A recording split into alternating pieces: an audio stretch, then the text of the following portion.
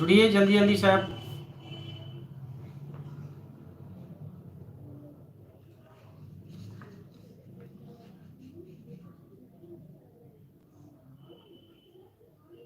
Copper T रोकती है,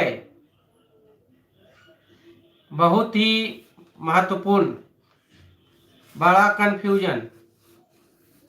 हाल ही ये जो है यहाँ पर इसको में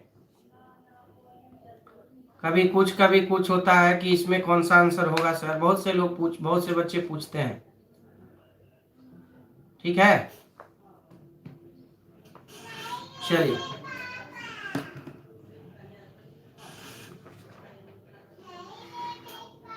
कॉपर टी रोकती है निषेचन, अंडाणु का परिपक्वन, अंडोत्सर्ग, ब्लास्टोसिस्ट का रोपण। क्या होगा? कॉपर टी रोकती है निषेचन, अंडोत्सर्ग, अंडाणु का परिपक्वन, ब्लास्टोसिस्ट का रोपण।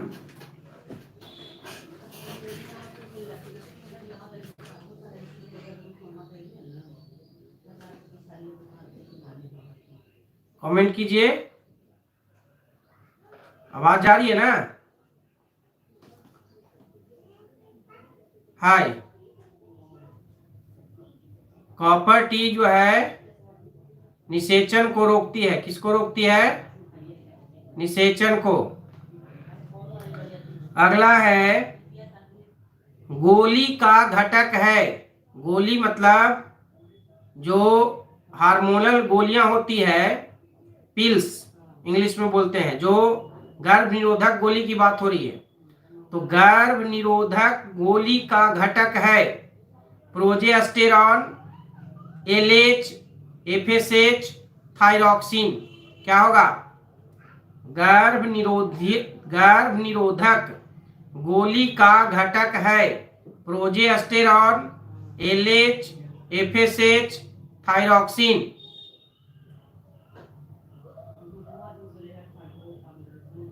कमेंट का वेट कर रहे हैं, जल्दी करिए। सी नहीं होगा, प्रोजेस्टेरॉन। याद रखिएगा, गर्भ निरोधक गोलियों में प्रोजेस्टेरॉन नामक हार्मोन होता है। ये ऐसे भी पूछ सकता है कि गर्भ निरोधक गोली में कौन सा हार्मोन होता है, तो प्रोजेस्टेरॉन हार्मोन होता है। अगला सवाल है जन्म नियंत्रण के लिए कौन सी विधि सही है? चुन चुन के आज सवाल लाए हैं आप लोग के लिए, ठीक है ना? कुछ ही महत्वपूर्ण सवाल। जन्म नियंत्रण के लिए कौन सी विधि सही है? ऑप्शन सुनिएगा, IVF, ZIFT, GIFT या IUD। IVF, ZIFT, GIFT, IUD। क्या होगा? बिल्कुल सही जवाब है IUD, बिल्कुल सही जवाब। सभी लोग GIFT नहीं होगा बाबू, ठीक है। IUD जिसका फुल फॉर्म होता है इंट्रा यूटेराइन डिवाइस, ठीक है ना, जिसमें कॉपर टी वगैरह जो आया।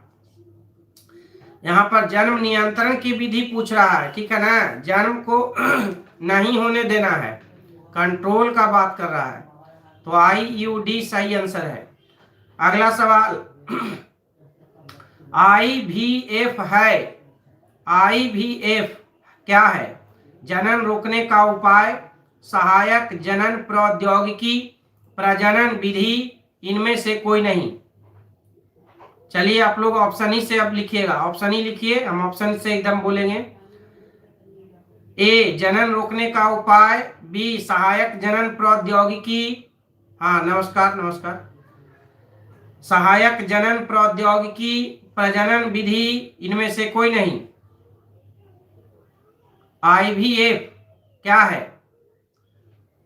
IVF को सहायक जनन प्रौद्योगिकी कहा जाता है, याद रखिएगा। ए नहीं होगा बाबू, बी होगा सहायक जनन प्रौद्योगिकी, ठीक है ना। अगला सवाल है लैंगिक संचारित रोग है। लैंगिक संचारित रोग, जननांग मस्से, Turner syndrome, Klinefelter syndrome, haemophilia. लैंगिक संचारित रोग इन चारों में से कौन है? ए बिल्कुल सही, जननांग मस्से। यहां पर चारों में से जननांग मस्से ये आपका लैंगिक संचारित रोग है। अगला सवाल,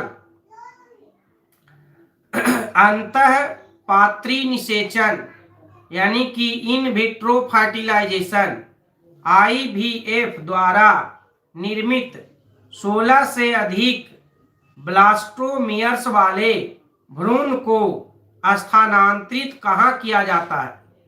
क्वेश्चन एक बार फिर से सुनिएगा। IVF जो टेक्नोलॉजी है, तो IVF टेक्नोलॉजी में 16 से अधिक ब्लास्टोमियर्स यानी कि कोरक खंडों वाले भ्रूण को स्थानांतरित कहाँ किया जाता है? झालर में, ग्रीवा में, गर्भाशय में, फैलोपियन नली में? जवाब दीजिए। झालर में, ग्रीवा में, गर्भाशय में, फैलोपियन नली में? ये बहुत ही महत्वपूर्ण सवाल है। इसमें होगा बाबू गर्भाशय में, ठीक है, ऑप्शन सी, ठीक है ना। याद रखिएगा, 16 से अधिक कोरक खंडों वाले भ्रूण का स्थानांतरण गर्भाशय में किया जाता है। अगला सवाल, सहायक जनन प्रौद्योगिकी की वह तकनीक जिसमें एक शुक्राणु को सीधे अंडाणु में अंतःक्षेपित कर दिया जाता है। आज वाला जो क्वेश्चन है मोस्ट इंपॉर्टेंट है और आपको थोड़ा अटपटा लग सकता है क्योंकि कुछ लंबे सवाल भी हैं, लेकिन थोड़ा सुनिएगा। आज जाना नहीं है किसी को भी जब तक हम नहीं बंद कर देते हैं लाइव। सहायक जनन प्रौद्योगिकी की वह तकनीक जिसमें एक शुक्राणु को सीधे अंडाणु में अंतःक्षेपित कर दिया जाता है, कौन सा तकनीक है? GIFT, ZIFT, ICSI या ET? क्या होगा? GIFT, ZIFT, ICSI, ET? इसमें होगा बाबू ICSI, ठीक है ना। अगला सवाल, नीचे दिए यौन संचारित रोगों में, नीचे दिए यौन संचारित रोगों में से उस रोग की पहचान करिए जो विशेष रूप से लैंगिक अंगों को ही प्रभावित नहीं करता है। मेरा सवाल को गौर से सुनिएगा। नीचे दिए गए यौन संचारित रोगों में से उस रोग की पहचान करिए जो विशेष रूप से लैंगिक अंगों को ही प्रभावित नहीं करता। Option A syphilis, B AIDS, C सुजाक, डी लैंगिक मस्से। कौन होगा? जो लैंगिक जनन संचारित रोग है लेकिन ये केवल लैंगिक अंगों को प्रभावित नहीं करता है, और भी अंगों को प्रभावित करता है।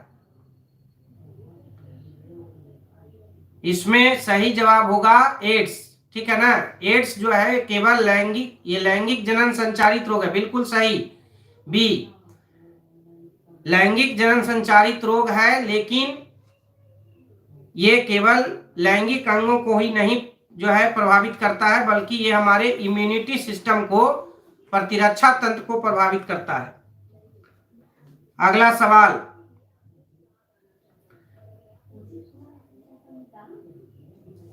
अगला सवाल है एमनियोसेंटेसिस के बारे में क्या सही है? एमनियोसेंटेसिस के बारे में क्या सही है? एलेंटाइक द्रव निकालना, गुणसूत्रों की विषमता का अध्ययन, गर्भवती की जैव रासायनिक जांच, इनमें सभी? देखो इसमें सब सही बतावेगा, हमको मालूम है, ठीक है। हाँ सब देखो ऑप्शन टाइप कर रहा होगा डी, इनमें सभी, आंख मूंद के देखो, बिल्कुल कहे ना, बिल्कुल सही। चलिए आगे देखते हैं। अगला सवाल आपके लिए ये है, सहेली जो कि मादा गर्भ निरोधक गोली है का प्रयोग कैसे किया जाता है? रोजाना, साप्ताहिक, तिमाही, मासिक? जल्दी जवाब दीजिए। सहेली का प्रयोग कैसे किया जाता है? रोजाना, साप्ताहिक, तिमाही या मासिक? बी, बी यानी कि साप्ताहिक, बिल्कुल सही जवाब है, साप्ताहिक। अगला सवाल, परिवार नियोजन कार्यक्रम प्रारंभ किया गया था 1920, 1930, 1950, 1951? जवाब दीजिए जल्दी से। परिवार नियोजन कार्यक्रम कब प्रारंभ किया गया? 1951, बिल्कुल सही जवाब है। इसी तरह थोड़ा जल्दी जल्दी, इंपॉर्टेंट क्वेश्चन है। अगला सवाल सुनिएगा, बहुत इंपॉर्टेंट। निम्नलिखित में से कौन सा हार्मोन निमोचक आईयूडी है? हार्मोन निमोचक या कहीं कहीं हार्मोन मोचक भी पूछता है। निम्नलिखित में से कौन सा हार्मोन मोचक आईयूडी है? लिपस पास कुंडली, CU7, कॉपर 7 बोलते हैं इसको, LNG20 या मल्टीलोड 375 यानी 375? फिर से ऑप्शन सुनिए, निम्नलिखित में से कौन सा हार्मोन मोचक आईयूडी है? लिपस पास कुंडली, कॉपर 7, LNG20, मल्टीलोड 375? जल्दी जवाब दीजिए। कॉपर हार्मोन मोचक, हार्मोन मोचक, हार्मोन निकलने वाला, डी नहीं है। हार्मोन मोचक आईयूडी है, याद रखिएगा, LNG20, ये बहुत इंपॉर्टेंट है। हार्मोन मोचक है, बिल्कुल बी नहीं है, LNG20, ठीक है ना, हार्मोन मोचक, याद रखिएगा। अगला सवाल, जन्म पूर्व भ्रूण को जांचने की विधि का नाम क्या है? जन्म पूर्व भ्रूण को जांचने की विधि का नाम क्या है? तो आप लोग गलती से भी अल्ट्रासाउंड मत मार दीजिएगा। यहां पर ऑप्शन सुनिए, जन्म पूर्व भ्रूण को जांचने की विधि का नाम लेप्रोस्कोपी, दूसरा एमनियोसेंटेसिस, तीसरा बीज सेचन, चौथा कोइटस इंटरप्टस? क्या होगा? जन्म पूर्व भ्रूण जांचने की विधि जो है एमनियोसेंटेसिस है, याद रखिएगा, एमनियोसेंटेसिस से, बिल्कुल सही, बी बिल्कुल सही है।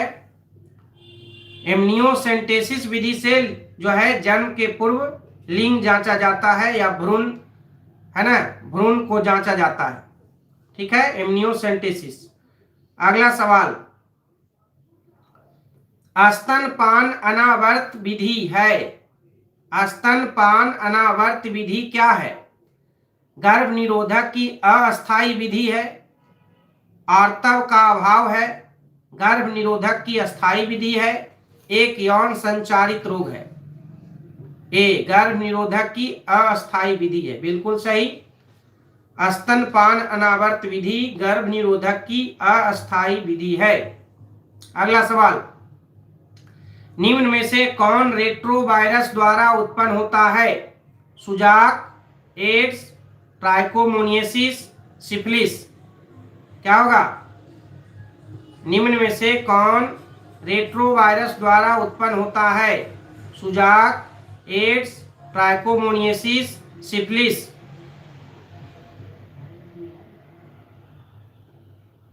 ये तो नहीं होगा भाई, इसमें रेट्रोवायरस बोलते हैं बाबू HIV को, ठीक है, और जिससे होता है एड्स, ठीक है। HIV जो है वो किस तरह का वायरस है ऐसे भी पूछता है, तो रेट्रोवायरस है, और रेट्रोवायरस यानी कि HIV, यानी HIV से होता है एड्स, याद रखिएगा। यहाँ पर बी बिल्कुल सही जवाब है। चलिए, इसमें एकदम कोई कंफ्यूजन में मत रहिएगा, कॉपर टी का कार्य है निषेचन को रोकना, ठीक है ना, जो बुक में दिया हुआ है वो हम आपको बता रहे हैं। चलिए, अगला सवाल,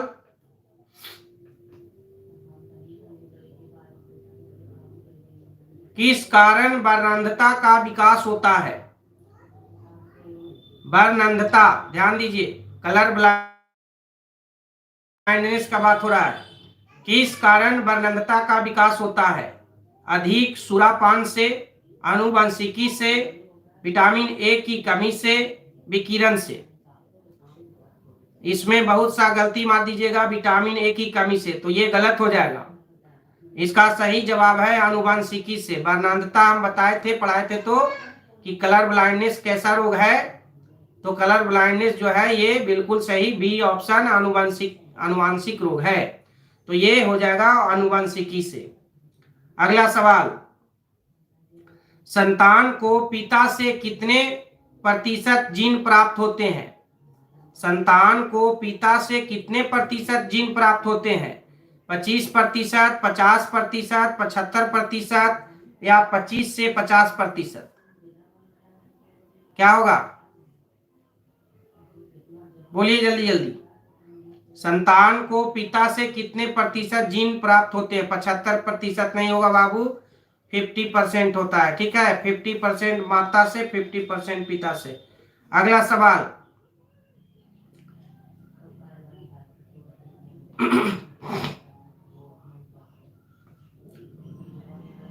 अगला सवाल है कि द्वितीय संतानीय पीढ़ी में, यानी F2 बात हो रहा है, में 3:1 का अनुपात किस प्रकार के संकरण में पाया जाता है? तो इसका जवाब हो जाएगा एक गुण संकरण। ठीक है, अगला सवाल,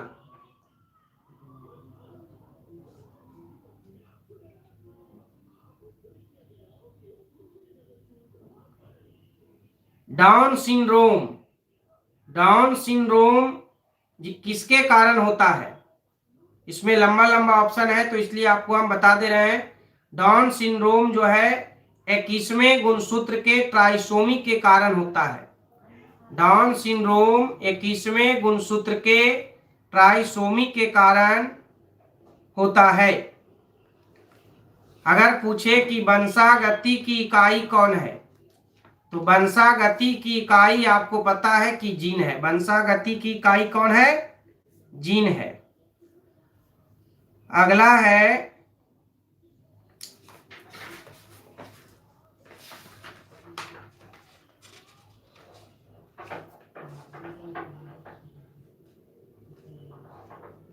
हाँ पूछ रहे हैं बाबू,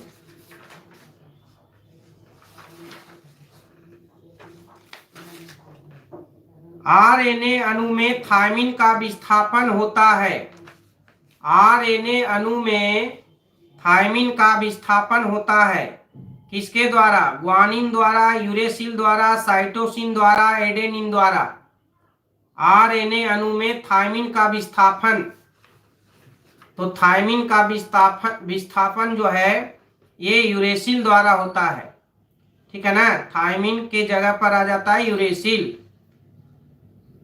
अगला है कि संदेश वाहक आरएनए का निर्माण, यानी कि एमआरएनए, मैसेंजर आरएनए का बात हो रहा है।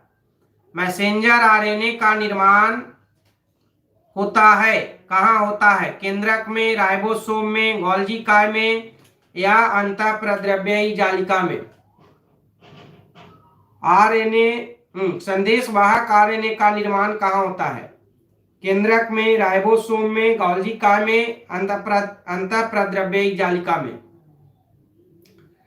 संदेश वाहक आरएनए का निर्माण केंद्रक में होता है, ये बिल्कुल सही जवाब है। अगला सवाल, संदेश वाहक आरएनए का निर्माण केंद्रक में होता है। सुन रहे ना सब लोग?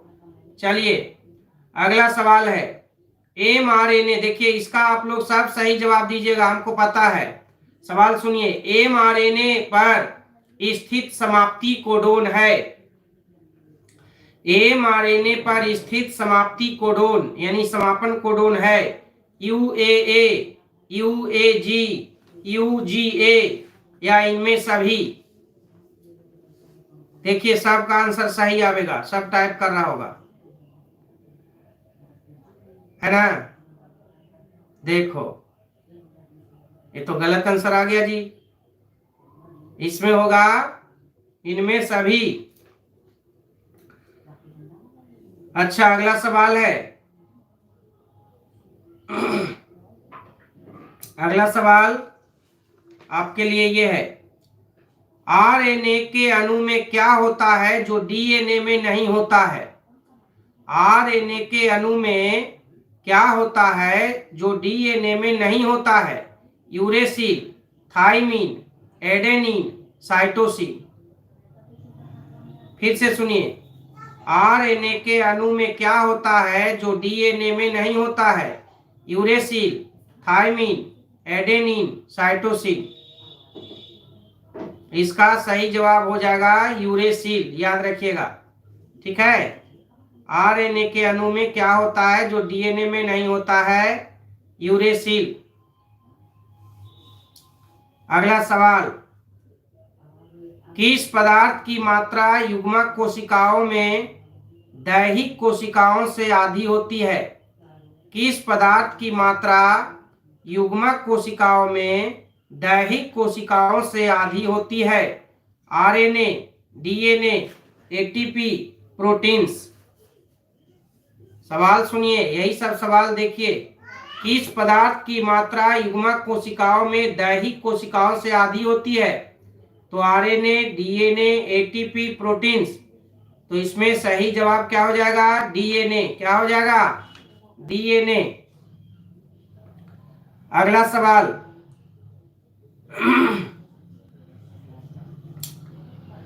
डीएनए अणुओं के संयोजन में कितने प्रकार के नाइट्रोजनी क्षार भाग लेते हैं?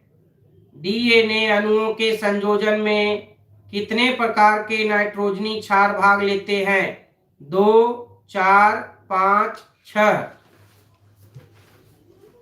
इसमें हो जाएगा, फिर से सुनिएगा, डीएनए अणुओं के संयोजन में कितने प्रकार के नाइट्रोजनी क्षार भाग लेते हैं? तो इसमें हो जाएगा 4 प्रकार के। ठीक है, अगला सवाल,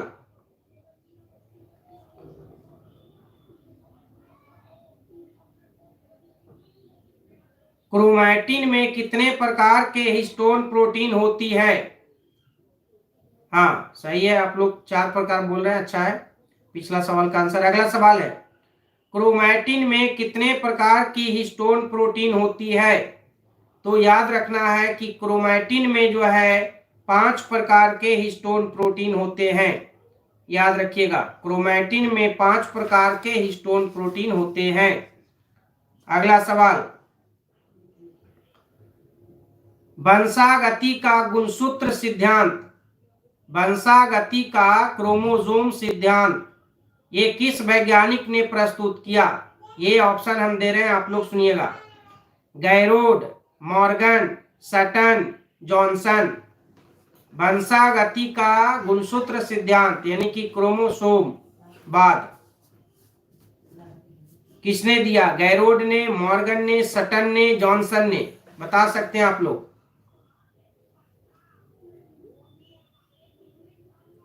वंशागति का गुणसूत्र सिद्धांत दिया सटन ने। किसने दिया? सटन ने। अगला सवाल, डीएनए अणु के अकुंडलन तथा पुनर्कुंडलन का काम करने वाले एंजाइम होते हैं। फिर से सुनिएगा, डीएनए अणु के अनुकुंडलन, अकुंडलन तथा पुनर्कुंडलन का काम करने वाले एंजाइम होते हैं। हाँ, गुड इवनिंग प्रिंस राज। अगला सवाल है कि डीएनए अणु के अकुंडलन तथा पुनर्कुंडलन का काम करने वाले एंजाइम होते हैं। इसमें हम आपको सीधे आपको बता रहे हैं आंसर, टोपो आइसोमरेज। याद रखिएगा, टोपो आइसोमरेज। अगला सवाल, ओकाजाकी खंडों से आरएनए प्रवेशकों के समाप्त होने पर इन खंडों को जोड़ने का कार्य कौन सा एंजाइम करता है? ओकाजाकी खंडों से आरएनए प्रवेशकों के समाप्त होने पर इन खंडों को जोड़ने का काम कौन सा एंजाइम करता है? DNA polymerase 3, polymerase 1, DNA ligase, DNA primase. बोलिएगा। इसमें याद रखिएगा डीएनए पॉलीमरेज 3। ठीक है ना? DNA polymerase 3। अगला सवाल, डीएनए के खंड कैसे होते हैं? डीएनए के खंड कैसे होते हैं? धनात्मक आवेशित, ऋणात्मक आवेशित, उदासीन, इनमें कोई नहीं। डीएनए के खंड कैसे होते हैं? धनात्मक आवेशित, ऋणात्मक आवेशित, उदासीन, इनमें से कोई नहीं। याद रखिएगा, डीएनए के खंड जो है ऋणात्मक आवेशित होते हैं। ठीक है, ऋणात्मक आवेशित होते हैं। अगला सवाल आपके सामने ये रहा,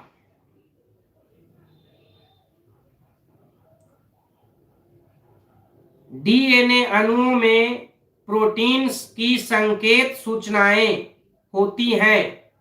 डीएनए अणुओं में प्रोटीन्स की संकेत सूचनाएं होती हैं।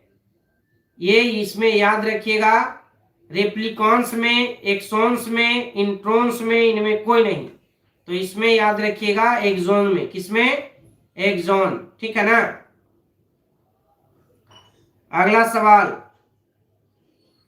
एगारोज जेल में, हाँ ये क्वेश्चन ध्यान दीजिएगा, एगारेज जेल में पृथक हुए डीएनए खंड को किसके अभिरंजन के बाद देखा जा सकता है?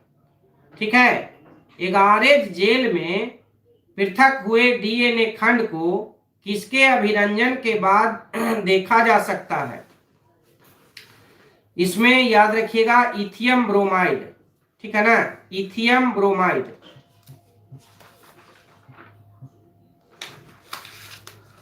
हाँ, जैसे लेसन बाय लेसन बढ़ रहे बाबू, इंपॉर्टेंट जो लेसन है अब आगे बढ़ रहे हैं जैव विकास में। प्राकृतिक चयनवाद का मत प्रस्तुत किसने किया था? माल्थस ने, डार्विन ने, लेमार्क ने, ह्यूगो डी ब्रिज ने। प्राकृतिक चयनवाद कहिए, प्राकृतिक वर्णवाद कहिए, नेचुरल सिलेक्शन थ्योरी कहिए, किसने दिया था? सबको मालूम होगा, चार्ल्स डार्विन ने। किसने दिया था? Charles Darwin. अगला सवाल आपके पास ये है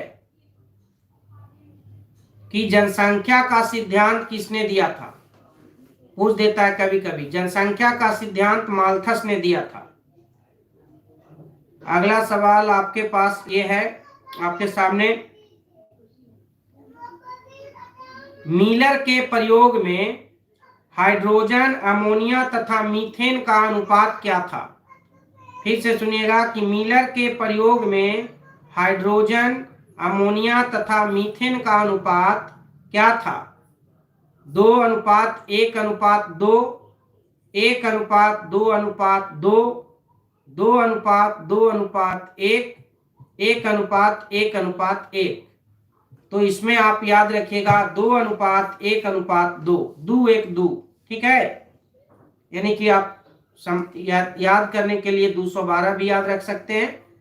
हाइड्रोजन, अमोनिया तथा मीथेन का अनुपात 2:1:2। अगला सवाल, मछलियों के पंख तथा व्हेल के चप्पू क्या दर्शाते हैं? मछलियों के पंख तथा व्हेल के चप्पू क्या दर्शाते हैं? तो आपको याद रखना है, समरूपता दर्शाते हैं। क्या दर्शाते हैं? समरूपता। अगला सवाल है कि विकास का उत्परिवर्तनवाद निम्नलिखित में से किसने प्रतिपादित किया?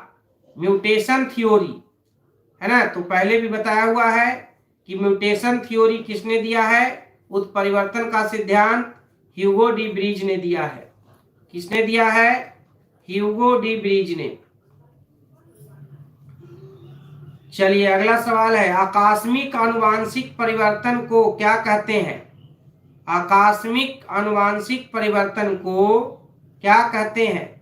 उत्परिवर्तन, समसूत्री विभाजन, अर्धसूत्री विभाजन, पुनर्मिश्रण।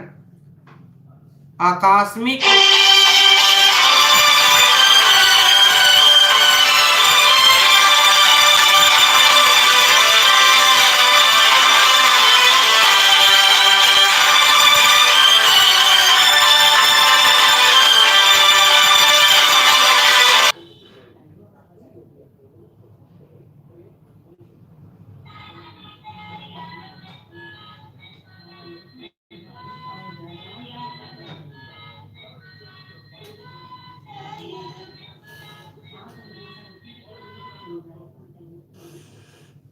फोन आ गया था बाबू।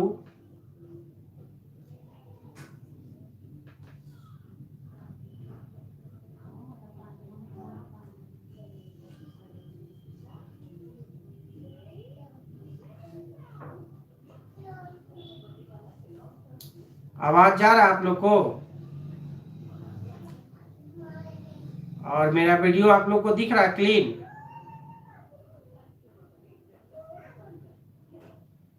फोन आने के बाद मेरा खुद का वीडियो ही हमको क्लीन नहीं दिख रहा है। अगर आप लोग को दिख रहा है और आवाज जा रहा है तो हम कंटिन्यू रहेंगे। चलिए ठीक है, हम कंटिन्यू रहते हैं।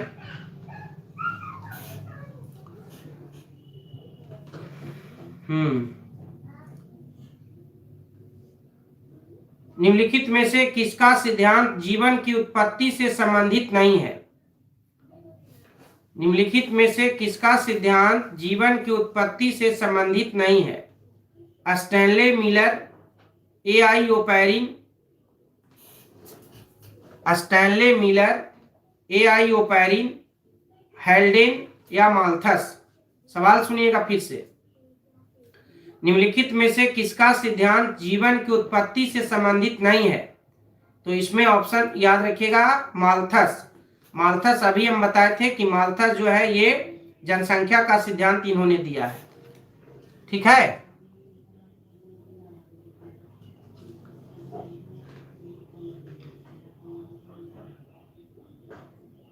चलिए आगे है। जैव विकास जो कभी उल्टी दिशा में नहीं होता है क्या कहलाता है? एलेंस का नियम, बर्गमैन का नियम, डोलो का नियम, कोप का नियम।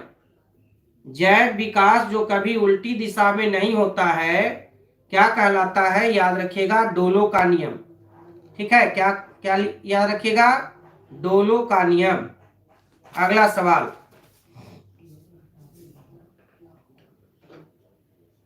पुनरावृत्ति सिद्धांत को प्रतिपादित करने वाले वैज्ञानिक का नाम। ठीक है, पुनरावृत्ति सिद्धांत को प्रतिपादित करने वाले वैज्ञानिक का नाम है डार्विन, माल्थस, वाइसमान, हेकल। हाँ, नमस्ते नमस्ते बाबू। पुनरावृत्ति सिद्धांत किसने दिया? हेकल ने दिया था, याद रखिएगा।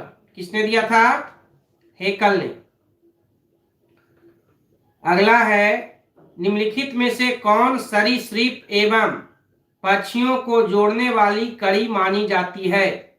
निम्नलिखित में से कौन सरीसृप एवं पक्षियों को जोड़ने वाली कड़ी मानी जाती है? डिप्नोई, आर्कियोपैट्रिक्स, स्फिनोडॉन या कीवी? तो हम बताए थे आपको कि आर्कियोपैट्रिक्स जो है सरीसृप एवं पक्षियों को के बीच की कड़ी है। आर्कियोपैट्रिक्स का जीवाश्म मिला था, अब तो आर्कियोपैट्रिक्स है नहीं। हाँ, देखिए इस लाइव से आपको यही फायदा है कि कम से कम इसी बहाने आप रिवीजन आपका हो जाता है, समझ गए कि नहीं? और यही सबसे बड़ी बात है। और साथ ही साथ थोड़ा सा आपका माइंड भी फ्रेश हो गया। चलिए अगला सवाल है आपके सामने, जीवन की उत्पत्ति हुई भूमि पर, हवा में, आदि सागर के जल में, इनमें से कोई नहीं। क्या होगा? जीवन की उत्पत्ति कहाँ हुई? भूमि पर, हवा में, आदि सागर के जल में, इनमें से कोई नहीं। तो हम आपको बता चुके हैं कि जीवन की उत्पत्ति जो है वो जल में हुई। कहाँ हुई? जल में। अगला सवाल, पेरिपेटस किनका संयोजक है? पेरिपेटस किनका संयोजक है? यानी योजक कड़ी पूछ रहा है कि किसके किसके बीच का योजक कड़ी है पेरिपेटस, पढ़ावल है। ऑप्शन सुनिए, सरीसृपों व स्तनियों, मोलस्का व आर्थ्रोपोडा, एनेलिडा व आर्थ्रोपोडा, चपटे कृमि व एनेलिडा। तो पेरिपेटस बताया हुआ है कि एनेलिडा और आर्थ्रोपोडा के बीच की कड़ी है। पेरिपेटस क्या है? एनेलिडा और आर्थ्रोपोडा के बीच की कड़ी है। अगला सवाल, किसकी उपस्थिति जीवन की उत्पत्ति के लिए सर्वाधिक आवश्यक है? हाँ, खुश रहो बाबू। किसकी उपस्थिति जीवन की उत्पत्ति के लिए आवश्यक है, सर्वाधिक आवश्यक है? ऑप्शन है जल, ऑक्सीजन, कार्बन, नाइट्रोजन। तो इसमें आप मारिएगा जल, ठीक है ना। याद रखिएगा, किसकी उपस्थिति जीवन की उत्पत्ति के लिए सर्वाधिक आवश्यक है? जल। अगला सवाल, वह तत्व जो स्वतंत्र रूप से जीवन की उत्पत्ति के समय आदि वायुमंडल में नहीं था। फिर से सुनिएगा, वह तत्व जो स्वतंत्र रूप से जीवन की उत्पत्ति के समय आदि वायुमंडल में नहीं था। हाइड्रोजन, ऑक्सीजन, कार्बन या जल? क्या नहीं था? ऑक्सीजन नहीं था, ठीक है, याद रखिएगा। ऑक्सीजन जीवन की उत्पत्ति के समय आदि वायुमंडल में नहीं था। अगला सवाल आपके सामने रख रहे हैं, चलिए।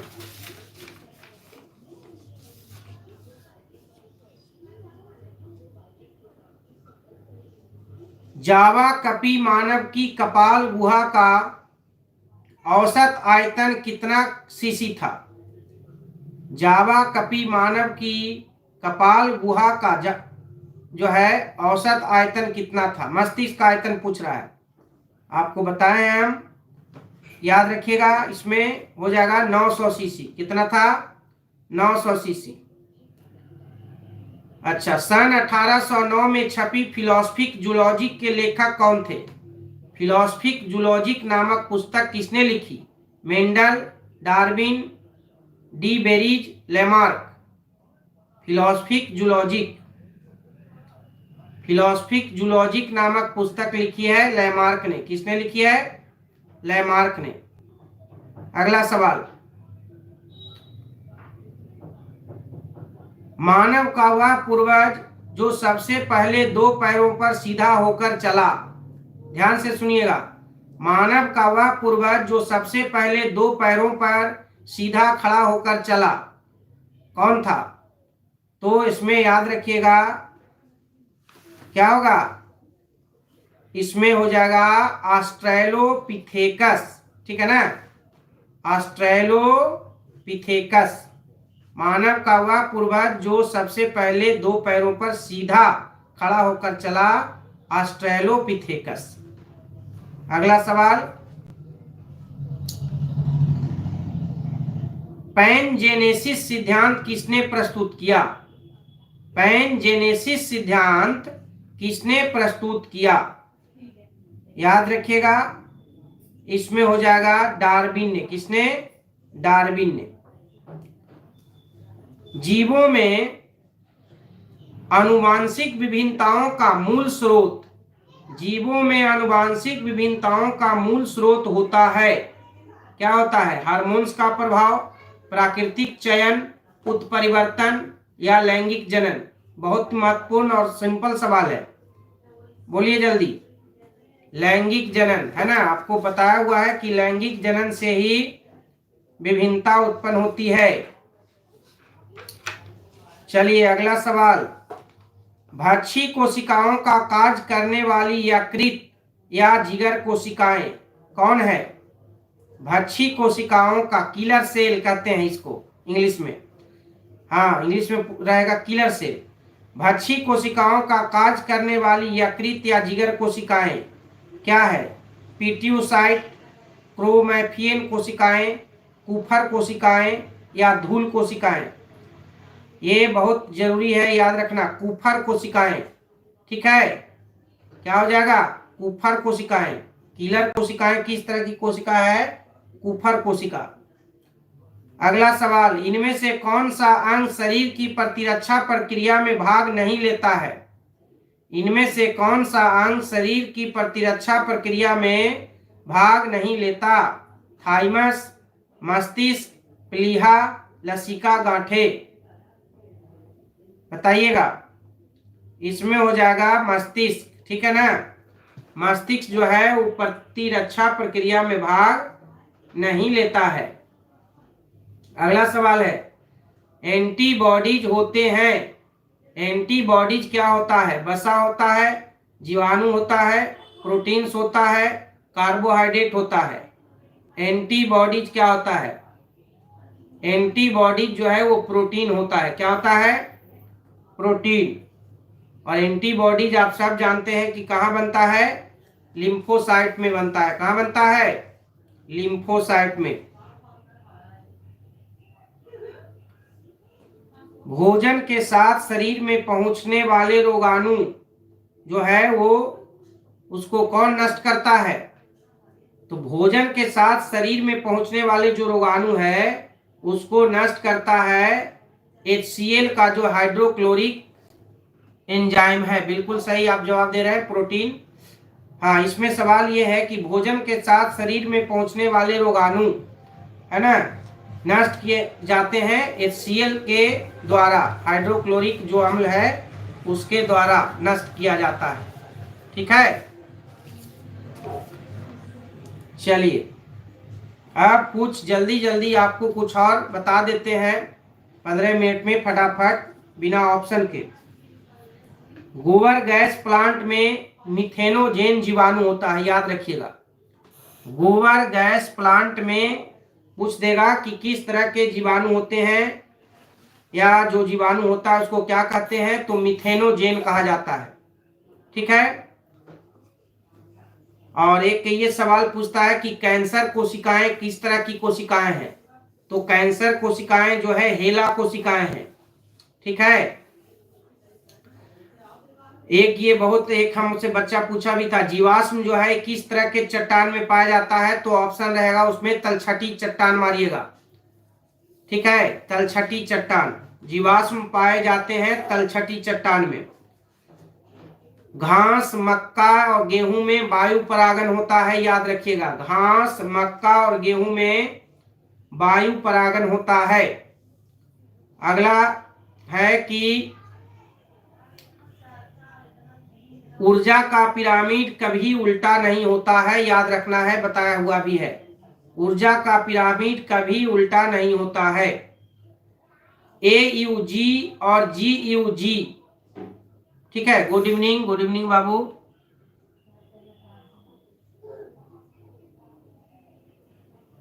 ऊर्जा का पिरामिड, खान सर पटना से ID बनाए हुए हैं यार। चलिए,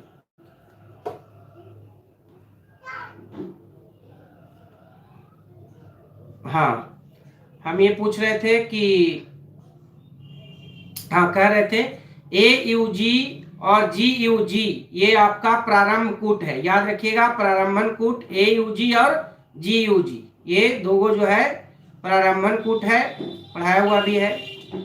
अगला सब में ये रहेगा कि ग्राफियन रह सकता है कि ग्राफियन पुटक कहाँ पाया जाता है, तो ग्राफियन पुटक जो है ये मानव अंडाशय में पाया जाता है, याद रखना है। ग्राफियन पुटक मानव अंडाशय में पाया जाता है। सिल्क धागे में कौन सा प्रोटीन होता है, तो याद रखना है फाइब्रोइन प्रोटीन होता है। सिल्क धागे में फाइब्रोइन प्रोटीन होता है। ठीक है, पक्षियों तथा तितलियों का डैना कैसा अंग है, तो असमजात अंग है। पक्षियों तथा तितलियों का डैना, ठीक है ना, कैसा अंग है, असमजात अंग है। पॉलीमरेज श्रृंखला अभिक्रिया का क्या कार्य है, ऑप्शन रह सकता है DNA प्रवर्धीकरण।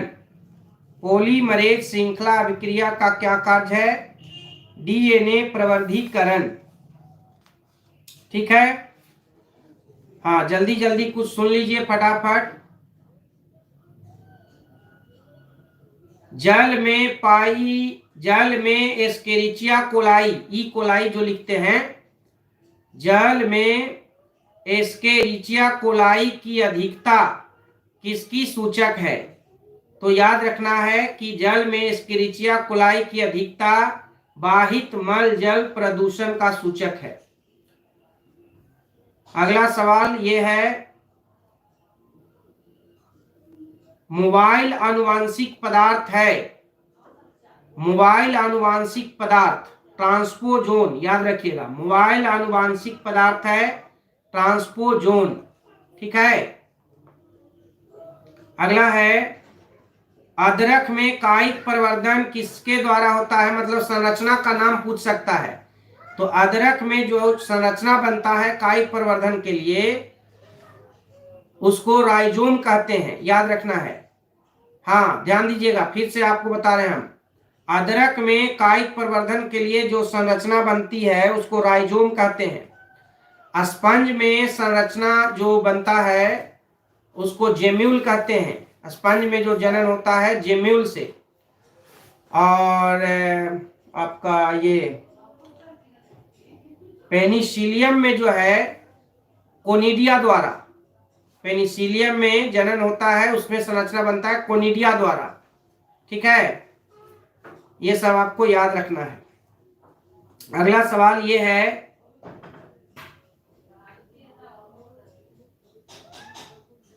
जेड जेड और Z W, Z Z Z W तरह का लिंग निर्धारण किसमें देखा गया है, मोर में। ठीक है। अगला सवाल ये है कि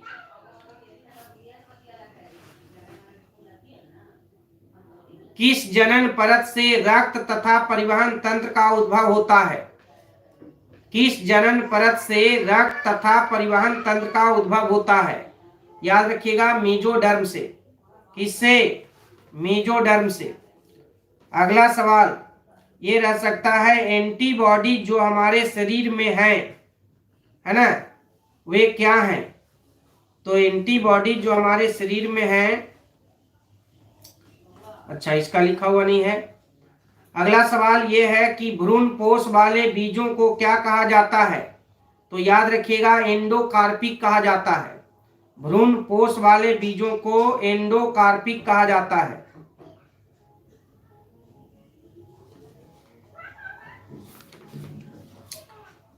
हाँ कुछ और सवाल आपके लिए है।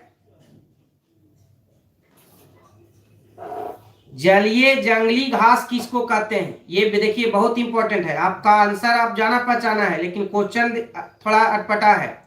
जलीय जंगली घास, तो याद रखिएगा हाइड्रीला और जलकुंभी को जलीय जंगली घास कहा जाता है। ऐसे भी ये हम आपको बढ़ाए हुए हैं कि जलकुंभी को जो है वो बंगाल का आतंक कहा जाता है।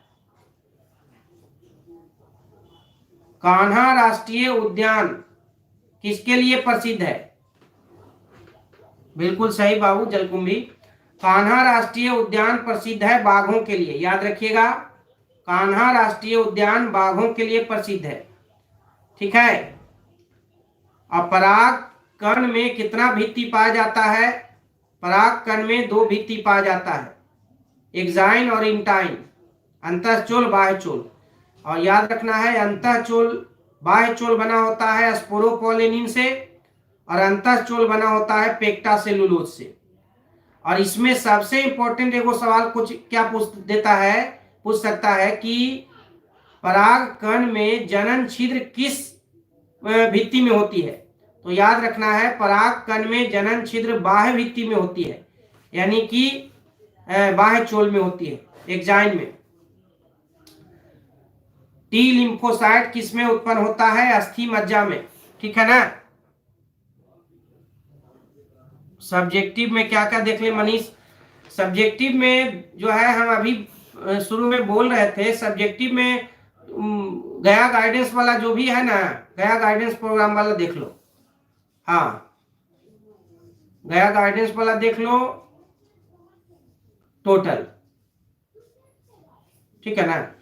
और इसके बाद फिर हम जो पैकेज दिए थे सब्जेक्टिव का, उसको प्रश्न उत्तर को देख लो, बस इतना तो देख ही सकते हो, इतना देख लो। अगला सवाल ये है, हाँ कुछ और कराएं कि छोड़ दें,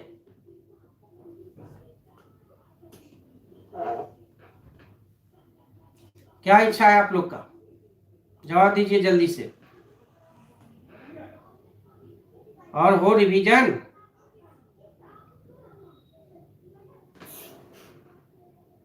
बताइए चलिए।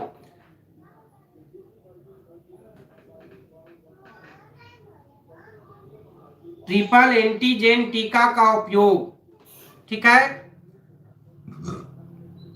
ट्रिपल एंटीजन टीका का उपयोग जो है किसके लिए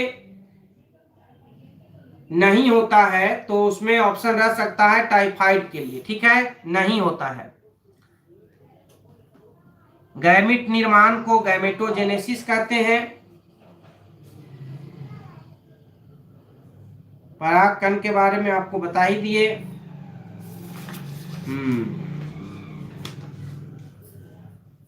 अच्छा,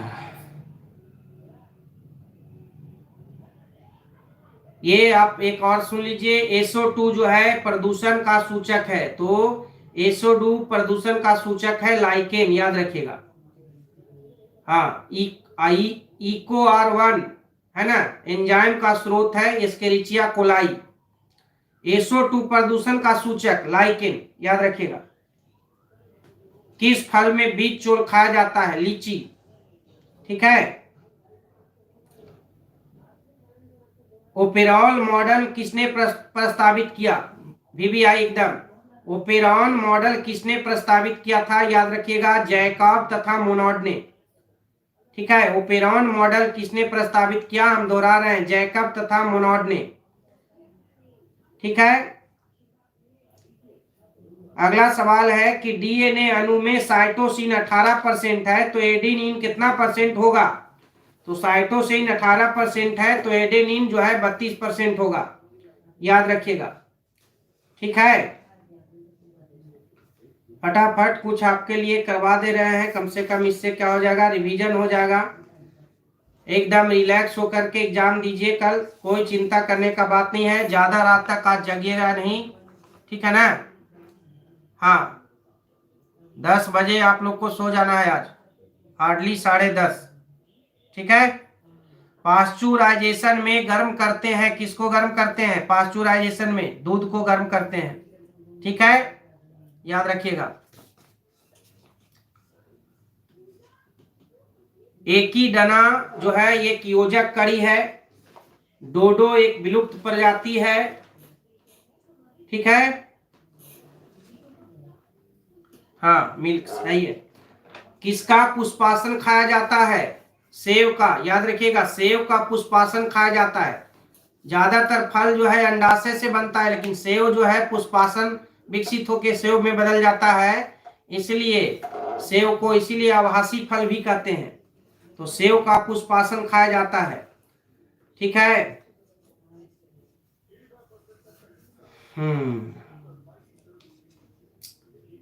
उम्मीद करते हैं कि कुछ आप लोग को फायदा हो, इससे निश्चित रूप से होगा।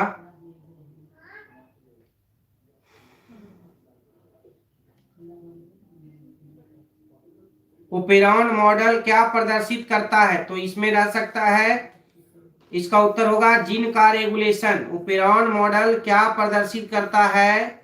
जीन का रेगुलेशन प्रदर्शित करता है। गैंडा अभयारण्य किस राज्य में है? असम में है। गैंडा अभयारण्य किस राज्य में है? असम में है, ठीक है ना।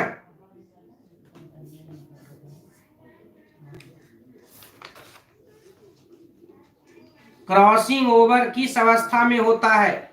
ध्यान दीजिएगा, क्रॉसिंग ओवर किस अवस्था में होता है? पैकिटीन अवस्था में होता है, याद रखिएगा। क्रॉसिंग ओवर किस अवस्था में होता है? पैकिटीन अवस्था में, ठीक है। अगला है,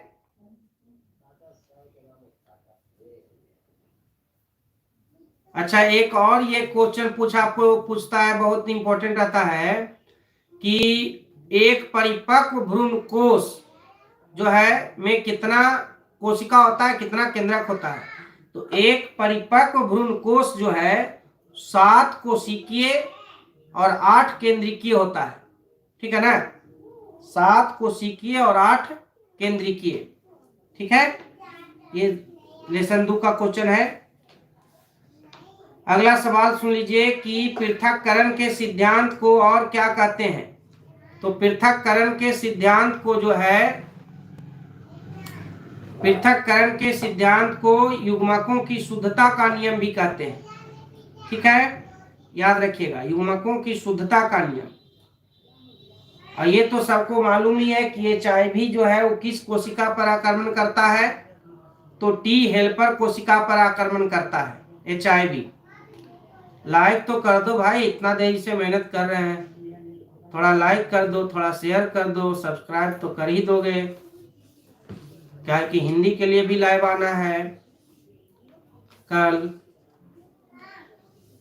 ठीक है, प्रयास मेरा रहेगा कि हिंदी का एग्जाम आपका है परसों होगा, तो हम कल आ जाएं इस टाइम लाइव रात में कभी। चलिए, प्रत्येक जीवित पादप कोशिका से पूर्ण पौधा बन जाना प्रत्येक जीवित पादप कोशिका से पूर्ण पौधा बन जाता है। इस गुण को क्या कहते हैं? इस गुण को टोटीपोटेंसी कहते हैं। ठीक है, प्रत्येक जीवित पादप कोशिका से पूर्ण पौधा बन जाता है, इस गुण को कहते हैं टोटीपोटेंसी। ठीक है, चलिए अगला है बायोगैस में क्या होता है। तो बायोगैस में तो पहले बता दिए 75% मीथेन होता है। ठीक है, और इसके अलावे कार्बन डाइऑक्साइड होता है और हाइड्रोजन सल्फाइड होता है, याद रखिएगा। HIV का जांच एलिसा से तो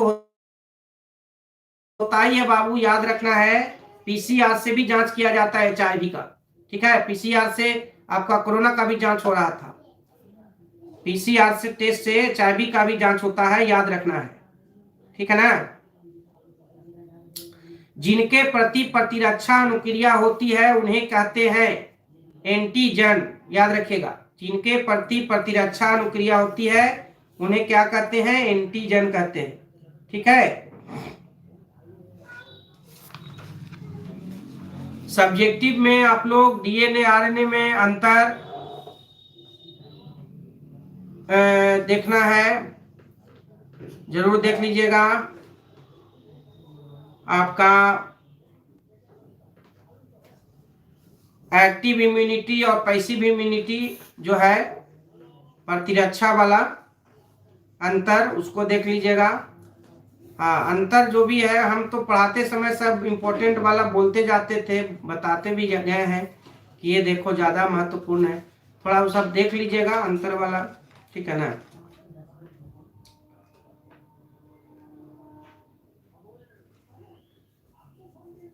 अम्लीय वर्षा का पीएच मान 4 होता है, याद रखिएगा। अम्लीय वर्षा का पीएच मान कितना होता है? 4 होता है। मनुष्य में ABO रक्त समूह क्या दर्शाता है? बहुअलीलता दर्शाता है, बहुअलीलता। ठीक है, हाँ याद रखिएगा। मनुष्य में ABO रक्त समूह क्या दर्शाता है? बहुअलीलता दर्शाता है। अगला है, मनुष्य में प्लाज्मोडियम की संक्रमण अवस्था क्या होती है? मनुष्य में प्लाज्मोडियम की संक्रमण अवस्था स्पोरोजॉइट अवस्था है, याद रखिएगा। ठीक है, अगला है कि नील हरित शैवाल किस खेत के लिए उपयोगी है? जैव उर्वरक है। तो नील हरित शैवाल साइनोबैक्टीरिया जिसको कहते हैं, तो आपको बताए थे हम कि ये चावल के लिए जो है ना, धान के खेत में दिया जाता है, बताए थे ना आपको।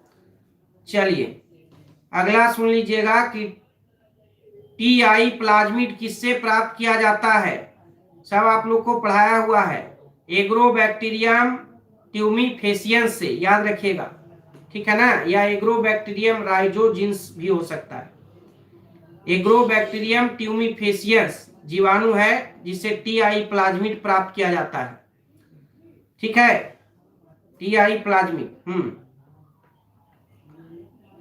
और एक प्लाज्मिड भी है PBr322, ये भी प्लाज्मिड है। किसमें पादप काय अगुणित होता है? ब्रायोफाइट्स में पादप काय अगुणित होता है। टर्नर सिंड्रोम में गुणसूत्र की संख्या कितनी हो जाती है? टर्नर सिंड्रोम में गुणसूत्र की संख्या 45 हो जाती है। ठीक है, बाह्य स्थानीय संरक्षण का उदाहरण कौन है? तो ऑप्शन में रह सकता है बीज बैंक। ठीक है,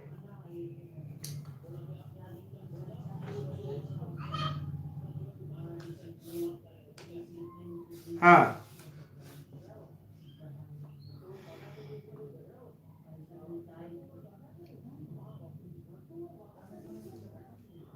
मनुष्य किस ऑर्डर तथा किस कुल का सदस्य है? तो मनुष्य जो है ये प्राइमेट्स ऑर्डर तथा होमिनिडी कुल का सदस्य है। ठीक है, याद रखिएगा। ओकाजाकी फ्रैगमेंट वीवीआई, ध्यान दीजिए, ओकाजाकी फ्रैगमेंट्स बनता है डीएनए के पश्चगामी स्ट्रैंड में। ठीक है, याद रखना है, ओकाजाकी फ्रैगमेंट्स जो है डीएनए के पश्चगामी स्ट्रैंड में बनता है। ठीक है ना। और ये तो आप लोग को मालूम ही है कि गोल्डन राइस में क्या पाया जाता है? गोल्डन राइस में विटामिन ए पाया जाता है। ठीक है ना। एलर्जी के कारण निकलने वाली रसायन कौन है? तो एलर्जी के कारण निकलने वाली रसायन हिस्टामिन है और सीरोटोनिन भी है। ठीक है, सीरोटोनिन भी है, हिस्टामिन भी है।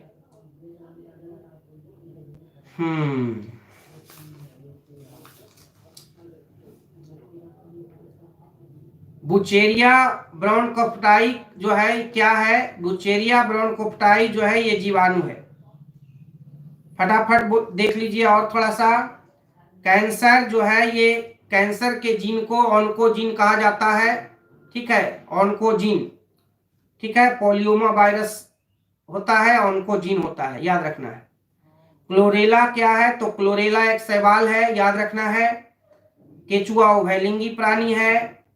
कीटभक्षी पौधा कौन है? तो ड्रोसेरा और नेपेंथिस, ये दोनों कीटभक्षी पौधा है। ठीक है, कलश पौधा भी है, असम में पाया जाता है कलश पौधा। सहलग्नता याद रखना है, मेंडल के नियम का अपवाद है। सहलग्नता मेंडल के नियम का अपवाद है। अच्छा, एक सवाल देखिएगा, लंबा सा है कि ट्रांसफर आरएनए में पाए जाने वाले 3 क्षारकों का क्रम को संदेशवाहक आरएनए कोडॉन से बंधता है तो क्या कहलाता है? तो नॉनसेंस कोडॉन कहते हैं उसको। फिर से सुनिएगा, फिर से सुनिए। ट्रांसफर आरएनए में पाए जाने वाले 3 क्षारकों का क्रम जो संदेशवाहक आरएनए कोडॉन से बंधता है क्या कहलाता है? नॉनसेंस कोडॉन कहलाता है। अगला सवाल है, अधिक अल्कोहल लेने से शरीर का कौन सा अंग प्रभावित होता है? यकृत प्रभावित होता है। ठीक है,